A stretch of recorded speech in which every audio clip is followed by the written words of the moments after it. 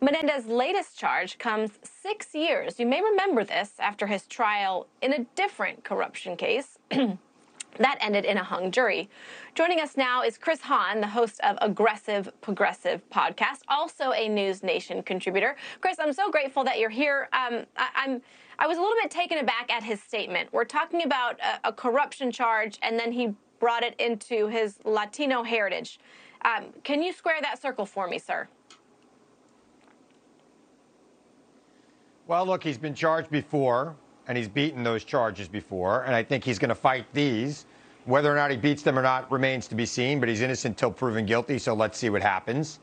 I think the Supreme Court has made it very difficult to charge officials with public corruption. We've seen this from other officials having their cases overturned. You have to really prove a quid pro quo. We're seeing it with Clarence Thomas on the Supreme Court. We're seeing with the former governor of Virginia and others who are really not getting charged or being found guilty or convicted of this kind of corruption. But one thing I will say is that seeing these charges brought today should calm down some of the people that are saying that, the Justice Department is politically controlled. I find it hard to believe that Joe Biden would ask the Justice Department to try and upset the balance of power in the United States Senate. So for all those out there crying that Donald Trump is being prosecuted for political purposes, now you know better.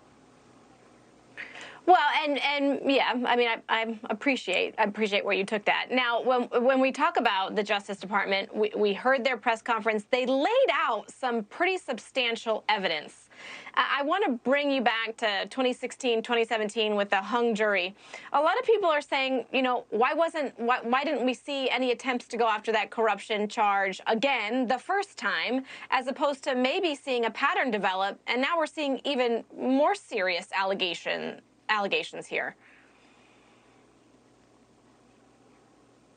Yeah, I mean, look, these are serious charges, and he's going to have a serious defense, and you're already hearing calls from Democrats in his home state for him to step down. He has stepped down from his committee chairmanship. I think by rule in the United States Senate, you must do that.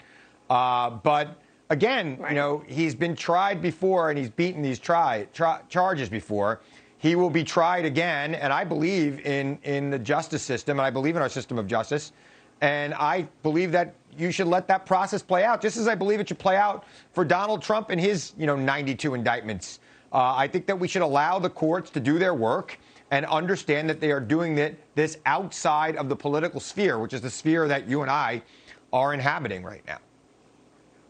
Right. Well, Chris Hahn, I'm grateful that you joined us tonight. Like you said, a deep web of corruption and some serious allegations and quite a bit of evidence. So we will see how it plays out. Chris Hahn, thank you for joining us on this Friday night. Appreciate it. Thanks for watching. Go to newsnationnow.com to find NewsNation on your television provider. And don't forget to subscribe. Click the red button to get more of NewsNation's fact-driven, unbiased coverage.